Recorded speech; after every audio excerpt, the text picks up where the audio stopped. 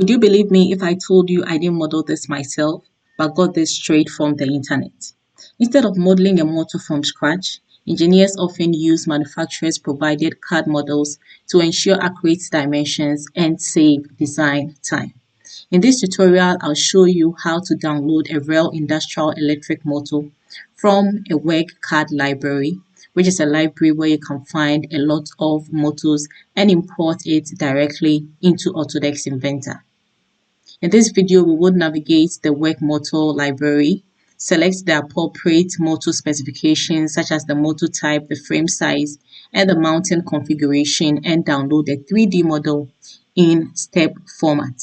After importing the motor in Autodesk Inventor, I'll also demonstrate how you can rotate the motor shaft so that the component behaves correctly in a mechanical assembly. This approach is very useful when designing machines that include motors, pumps, conveyors, or other rotating equipment. So let's begin with today's exercise. If you would have any comments, questions, or concerns, please drop them in the comment section. I would respond to them as soon as possible. We will begin this model by going into our model browser, and so here I am. Inside the search, type in InventorWEG. Let's press enter and then scroll down until you find the InventorWEG homepage. And so for me, here I have it. I'm going to click on that, and that is going to take me to the home page of the InventorWEG. Okay, so here we are now. Scroll down until you find the download center. Let's click on that. Once you are on this page also, you scroll down until you find the download center where you have the CAD library electric motor 2D or 3D drawings. You can also have the CAD library automation 2D, 3D, but for us, what is of interest is the CAD library electric motor 2D or 3D drawing. So I'm going to click on that. Now over here, the first step is selecting the motor standard. IEC, as you can see here, motors follow international standards that are used in most parts of the world. We also have the NEMA standards of motors that follow standards commonly used in the North America. For us, we would select the IEC standard and to go ahead and click on that. Now this page also shows you the different motors families that are available in the WEG CAD library. Each motor series is designed for specific industrial applications such as general machinery, hazardous environments, mining operations, ventilation systems, and so on and so forth. For us, we want the W22 single phase motor that are used in small machines.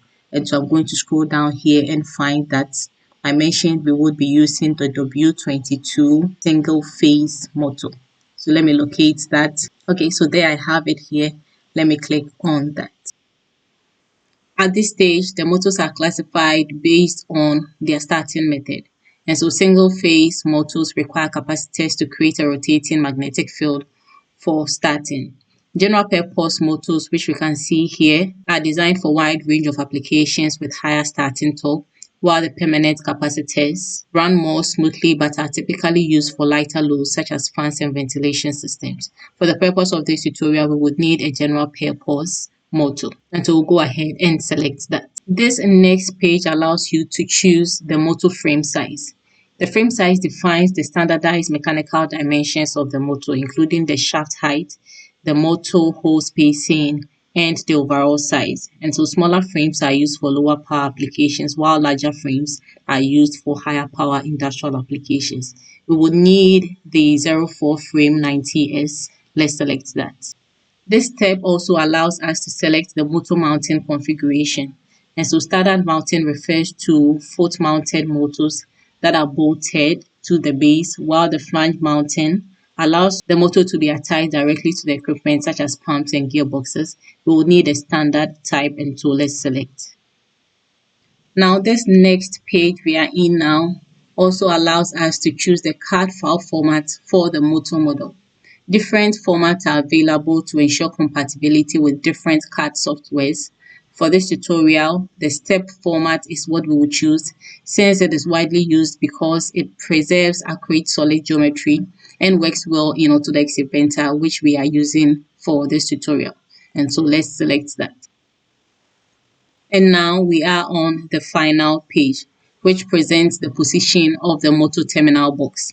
The terminal box can be mounted on the top, on the left or the right side, depending on the installation layout. And so you can select that option from here. For this tutorial, we would be choosing the top as the placement of our terminal box. Let's select that. Once you select that, you will see that your download would start. You are downloading now the motor configuration you have specified. Once that is downloaded, let's go into the folder where we have downloaded that. And here I have it.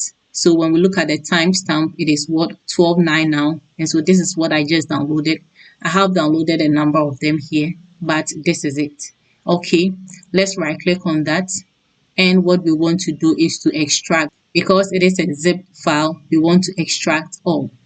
And here we want to specify the destination of the extracted file, but I'll use the destination here, and so let's click extract. Okay, now here I have it. You can see that inside the extracted folder, it is in SolidWorks, but we can import into Autodesk Inventor, which is what I'll show you next. And so we'll go back into Autodesk Inventor. Great. Now here we are. We want to bring in the downloaded file. What we'll do is to click on File up here. Once that is clicked, let's go into Open. Hover your mouse on the Open, don't click. And then here we want to come down and choose Import CAD file. And so let's click on that. Now we want to locate the folder where we downloaded that CAD file into. For me, I think it is in my downloads, and so I'll go in there. And so here I have it. It is this first folder. I'm going to double click in there. And here is the file in SolidWorks. Let's click and open. Now it would open this dialog box. Don't change anything, or make sure you have these same settings and click OK. Now it is importing the file, and so you give that a few seconds. Great. And here, just like that, I have the motor in Autodesk Inventor. I mentioned in the introduction that I'm going to show you how we can turn or rotate this shaft in a correct mechanical assembly. Before we do that, let's turn our attention to the model browser. And so here we see the various parts that came together to form this assembly of a motor. Also, when we go into the solid bodies, let me click in here. It says that we have 19 solid bodies. And so we have independent or separate solid bodies that came together for this assembly. Now, what I want us to do is to change the name of the solid 14, which is the shaft. You see, when you hover your mouse on here, the shaft is highlighted. I don't know if you have the presentation background, but to be on the same page, let's change to the light background, which is what I use in most of my tutorials. And so we'll go into the view. Let's drop down the appearances and then drop down this option here and choose the light. So we can have this light blue background. Now what I'm saying is that we want to change the solid 14, the name of that, to the shaft, since that is the shaft. And so let's click on that. Once you click on it again, you get the opportunity to change that. I'm going to change that to shaft. Okay. Now what I want to do next is to make the rest of the solid bodies into one.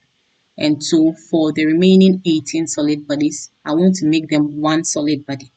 We will only turn the shafts. That is why I want that to be separate, and make the rest solid body. To do that, we would use the combine command. And so let's go back into the 3D model tab. Here under the modify section, you would find the option that says combine, and so I'll click on that. Let's go through this dialog box together. It says input geometry base body. And so the base body can be any of them. Let's just pick the solid one as the base body. And then the two bodies, which are the rest of the bodies, I want to combine to that. That is going to be the remaining of the solid bodies, excluding the shaft. And so let's select them one after the other.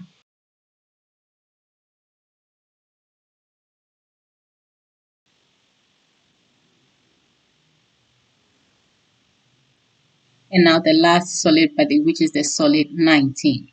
Once you have all of them selected excluding the shaft, you want to make sure that the boolean is a join, and then you OK. Now when you go back into the solid bodies, you realize that you have only two solid bodies. And so the first one, which is the solid one, is the entire motor body, and then we have the shaft. Great. At this point, we can change the appearance of our motor, and so we'll do that from the model browser. We'll select the various parts we want to change the appearance for and change the appearance using the default command up here. So let's see. For the first part, that is going to be this very one. Let's select that, hold down Control. We'll select this second part. Let's do the third one. The fourth one is a bolt. We won't do that. We'll leave that out. And so we'll find the next part we want to change the appearance for.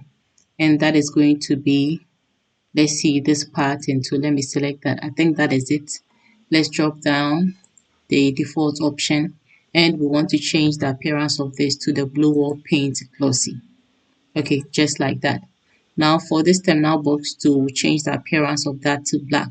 So let's locate the parts that form the terminal box. That is going to be this one, hold down Control.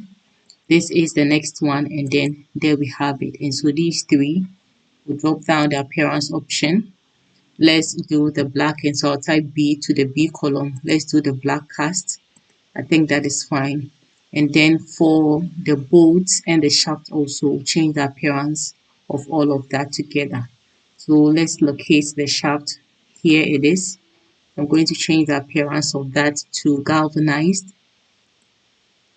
And then for the bolts as well, let's locate them. And so there I have the first one. This is the second one.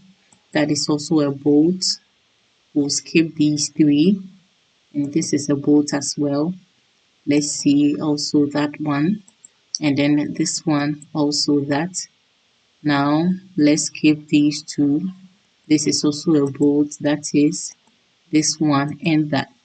We'll go to the appearance option. We want to change this also to galvanized. Okay, and so here we have our model nicely and neatly done. Next, what we want to do is to convert this into an assembly. This, as is seen here, is IPT, so Inventor Part Template. This is in a part. We want to convert to an assembly so we can apply the right constraints and animate the shaft.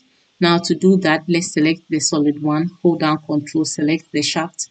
Let's right click after selecting those two, and we'll choose this option here that says Make Component. That is going to open the Make Component selection dialog box. Now here we see the two parts we want to put into the assembly.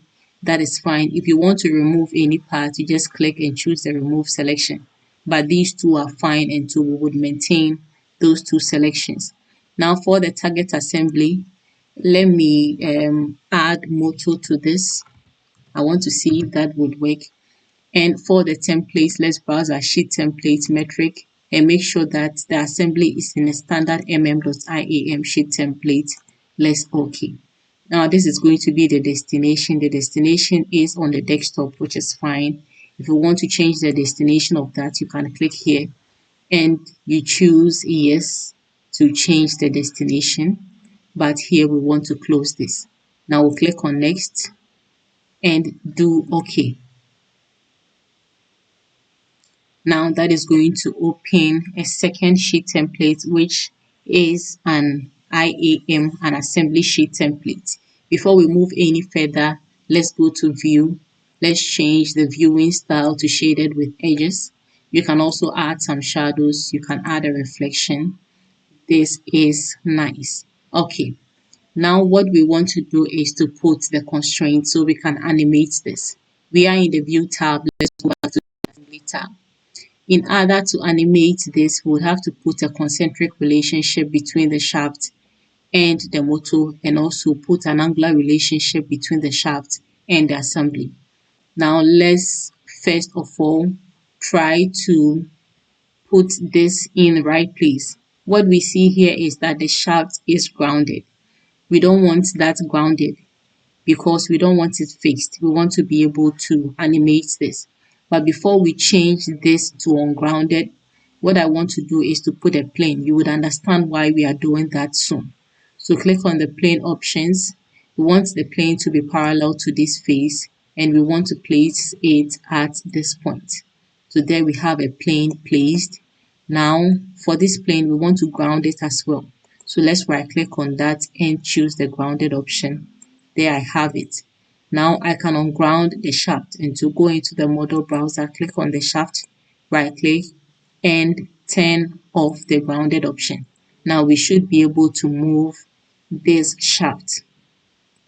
Then we would apply the right constraint, and to go into the constraints, and here the type is going to be a mate, the solution is going to be a flash. We want to flash this face with this plane. Let's apply that. Now when we look at it from the right view, we see that the shaft is up against this plane. That is why we needed to put this plane, so that after we unground the shaft, we can put the face of this shaft back to this plane just like it was before. Okay, now we want to move on. Let's put a concentric relationship between the shaft and the motor body. So what we want to do is to change the solution to a mate, and we want to say put concentrically this shaft to this, and we can apply. Now when we look at it from the right view, we see that it is back to where it was before. That is why we had to put this plane, so that we can put this shaft just like it was before. Okay, now we can close this and turn off the visibility of this plane. Now you see that we will be able to turn the shaft.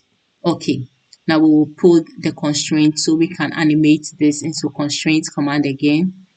Here the type is going to be an angle, and the solution is going to be a directed angle. Let's open up the planes of the shaft. We'll do same for the main assembly, and we want to put an angular relationship between the YZ plane of the shaft and the YZ plane of the assembly. Let's apply that, and we can close this. Now the angular relationship is going to be the relationship we will drive. And so when you go into relationships here, you'll find that relationship. Now let's right click on that and choose drive. Here the start is what, 0 degrees, which is fine, but we want to do a revolution of 3600. So we'll move complete revolutions 10 times, which is 360 multiplied by 10. Now let's use this arrow for more options. For the increment, we want to specify that with the amount of value, and let's do that as 10 degrees. So we want increment of 10 in the animation. Okay, now let's play. So here we go, and we have a shaft rotating. Once you have this done, you can add it to any mechanical assembly you are creating. No need modeling a motor from scratch. Okay, let's reverse the rotation of that.